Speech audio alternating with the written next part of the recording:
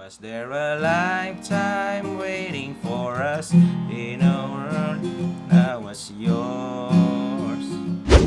Hello guys! Welcome sa ating bagong video tutorial. Ang tuturo natin sa inyo ngayon ay yung original version ng kantang Lifetime Reimagine ng Ben and Ben. Okay? So meron na tayong tutorial nito guys. Ilang taon na yung nakakalipas pero ginawa nilang reimagine kaya bagong mga chords para sa inyo. Okay? So, yan. So, parinig ko muna sa inyo guys yung mga intro para may idea kayo kung ano tuturo natin, ha? So, doon yung manda sa may.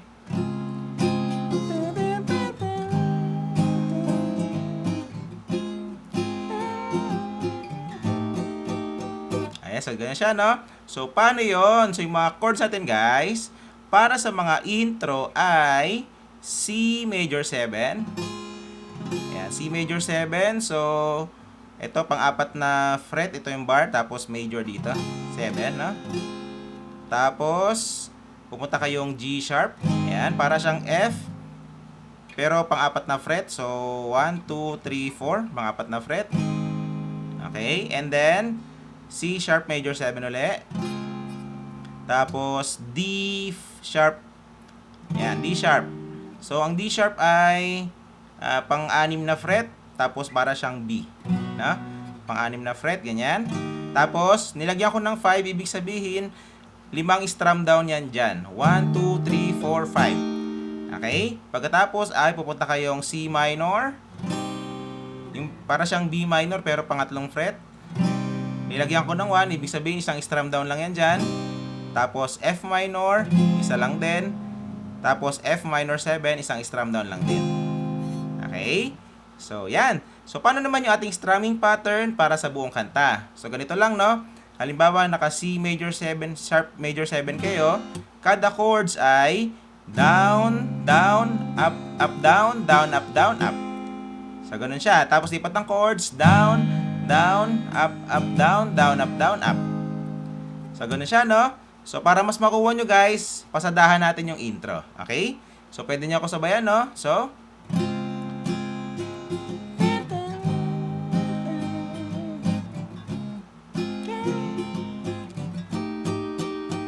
was there a lifetime waiting for us in a world when I was yours? Okay? So, yan. So, ganun nakadali guys yung mga intro. And then, after nun, ay pupunta na tayo mga verse. So, doon yung manda sa may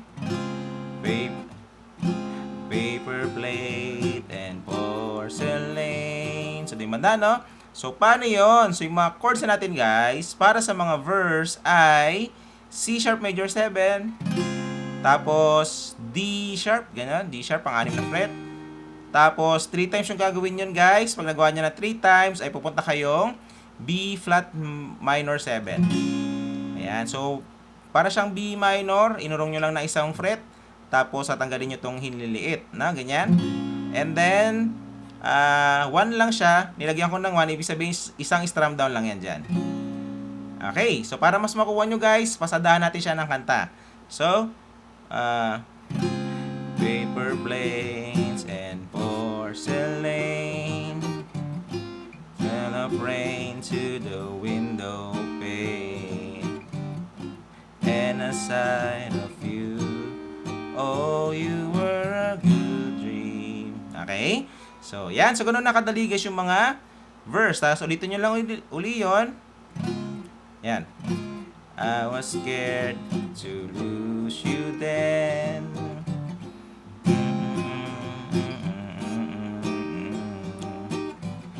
When feelings grow, oh, you were a good dream. Ten, ten, ten. Tapos, chorus na. Okay? So, yan. So, ganun nakadali guys yung mga verse. And then, after nun, ay pupunta na tayo mga chorus. So, doon yung banda sa may was there a lifetime waiting for us in a world when I was yours? Okay? So, doon yung banda, no? So, paano yon? So, yung mga chords na natin, guys, para sa mga chorus ay, yon, C sharp minor 7. C sharp minor 7. So, para siyang B minor 7 lang, no? Tapos, pangatlong fret. Yan. Tapos, F minor. And then, B flat minor 7. and then D sharp. Ayan, D sharp. Okay, sa pang-anim na fret to guys, no? Pang-anim na fret. So, wag kayong malito pala dito, no? Ito pala yung unang fret niya. Itim lang kasi yung dito niya, no? Ayan. Tapos, 2 times yung gagawin yan, guys. Pag nagawa niyo ng 2 times, ay tapos na yung mga chorus. So, same pa rin yung kanyang strumming pattern. Kanta natin siya para mas makuha nyo. So, yun. Was there a life? So, halimbawa, yung pinakadulo ng verse, no? You were a good dream. Tapos, pasok yung chorus. Was there a lifetime waiting for us in a world that was yours? So, dito din yun. Time, what if we try giving it a little more to the one we had before? Okay?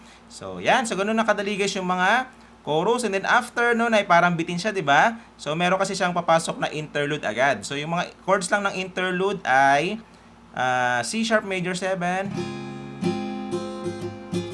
tapos G sharp. Okay? So, yan. Pagkatapos nun ay pupunta na kayong mga verse. So, ganun lang kadaling interlude guys, no? So, 2 chords lang yon. Pagkatapos ay babalik na naman kayong verse, same pa rin yung chords niya kanina. Pagkatapos ay meron siyang pre-chorus. So yung pre-chorus guys ay doon naman sa may smoke and ashes.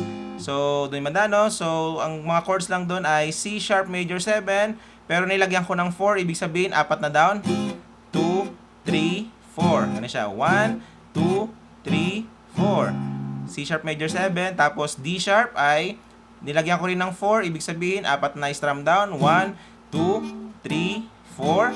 So, 2 times yung gagawin yan, yung C sharp major 7, at saka yung D sharp. Pagkatapos yung magawa yun, ay pupunta kayong B flat major 7. Tapos, G sharp. Tapos, C sharp major 7. And then, G sharp. Tapos, D sharp na 5 strum down. 1, 2, 3, 4, 5. Okay? So, yan. So, ganun nakadali yung mga pre-chorus. And then, after nun ay babalik na naman kayo mga chorus. So, same pa rin yung mga chords niya. And then, yung kanyang solo ay pareho lang din sa mga verse. Pagkatapos nun ay pupunta kayong bridge. Pareho lang din siya ng mga chorus. Pagkatapos nun ay pupunta kayong chorus. And then, tapos na yung buong kanta. Okay? So, yan. So, pagsama-samahan nyo lang guys yung lahat ng tinuro natin at matutugtog nyo na yung buong kanta. Okay? So, yun sa bago nyo matutugtog guys. Ito tayo sa next video natin. Bye!